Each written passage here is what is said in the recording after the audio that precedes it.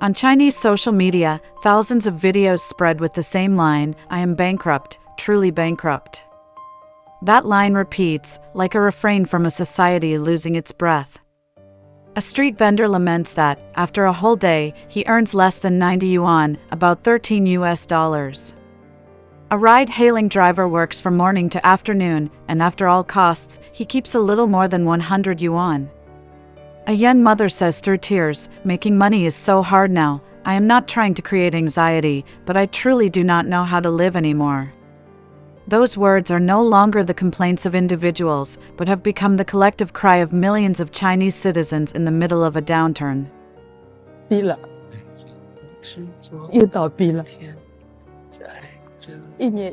Bankrupt, yeah, went bankrupt again. I burned through 1,000,000 yuan in a year, and I don't even have a single cent left. You might laugh at me. But yeah, I really went bankrupt. Before I started, I thought I was amazing, you know. But once I actually did it, I realized just how powerless I was. That 1,000,000, it turned into some brutally expensive tuition for facing reality. In 2025, after 3 years of cascading crises, China enters the coldest phase of its economic cycle. Industrial production reports continue to fall, and the PMI has stayed below 50 for 8 months. Exports plunge, foreign orders disappear, while foreign investment pulls out of the market at a record pace. Those numbers, which seem dry, are shown most clearly on the streets, where shops stand empty, signs gather dust, and millions of people quietly leave the cities. Went under, and in just 6 months I racked up a 1.2 million yuan loss. I even put my car up as collateral, and sold my house. I've been running this fish hot pot place for 12 years. But I really can't keep going anymore. I opened this fish hot pot shop back in July 2014. I put in 2.1 million yuan. And now all that's left is some tables and chairs. I might honestly be the most miserable business owner in Zhengzhou. The food business is just way too brutal. And I just don't want to do it anymore. In Guangdong, industrial zones that were once busy now stand empty. Large factories that once produced for major international corporations have been dismantled, and their production lines are sold as scrap metal. A workshop owner says, "The workers are gone, the orders are gone, the bank loans are tightened, and the factory can only shut down." When production collapses, trade and services follow. Restaurants that were once full now have only a few scattered tables. Hair salons, coffee shops, and small supermarkets, which once supported the urban working class, pull down their shutters one after another. Streets that were once bright with lights now fall silent in the winter. Never thought just the start of a new semester would be enough to crush my restaurant. Look at this street. Every shop is just empty. Not a single customer anywhere. I've never seen anything like this. School started, right? If the kids are in class, are the parents taking classes with them too? While the kids are at school, they could at least go out and grab a meal, you know. The informal workforce falls into a livelihood crisis, as middle-aged workers search everywhere for temporary jobs, yet each month they are hired for only a few days. The wage of 180 yuan a day, without meals, is not enough to pay for a rented room, and many people must sleep in tricycles, in old warehouses, or under bridges.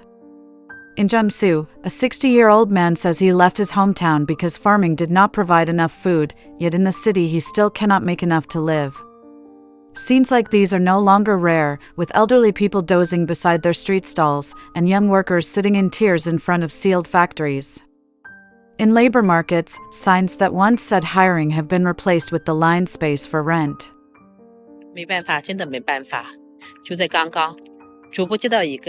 I'm stuck, really, completely stuck. I just got a call from a friend I've known for years. She'd been in the clothing business for 30 years. Had 2 factories and dozens of stores. And suddenly, everything went under. Clothes she used to sell for over 1,000 yuan a piece. She can only dump them for 19 yuan now. She still has over 70,000 pieces piled up. It hurts to hear it, it really does. The middle class, once seen as the hope for domestic consumption, now carries debt and exhaustion. The real estate market collapses, leaving millions of families stuck with unfinished apartments, while their asset values vanish and their incomes drop sharply. Many people joke without being able to smile, saying, "We work our whole lives to pay debts for walls that are not finished." Urban life slows down, and weekend commercial streets become empty to an eerie degree. In Dalian, bus fares double, and an office worker sighs that even going to work has become a burden. If you keep going to a place like this, you really see how ugly people can be. The kinder, the more honest you are, the more you get picked on. And the more capable you are, the more work they dump on you. The more obedient you are, the more they control you. And the harder you work, the more they nitpick. Meanwhile, everyone's busy flattering the boss. I'm here to work, not to play out some palace drama power struggle. Even though I really am trying my hardest, the results just never turn out the way I hope. Between what I want and what's real, there's this endless gap. And no matter how hard I keep pushing, I still can't change it.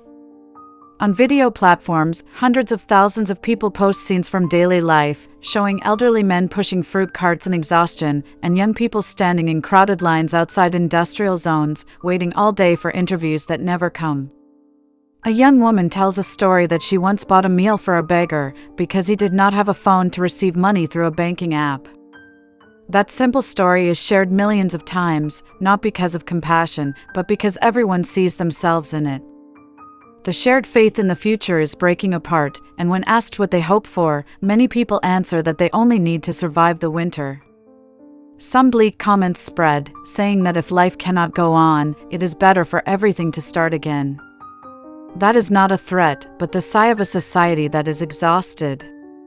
The wealthy look for ways to move their money abroad, the poor sell their belongings piece by piece, and young people leave the cities for their hometowns, where they grow vegetables and live on the edge, no longer dreaming of wealth, holding on only to the worry of survival. A scholar in Beijing speaks quietly that GDP is still rising, but it is only a number on paper, and on the ground everything has stopped moving. A shopkeeper mutters while locking the door for the last time that it is over, that this year is truly over. What remains across society is the long silence of a vast economy in decline, and in that darkness a whisper is still heard everywhere, saying that it has become too hard, truly too hard.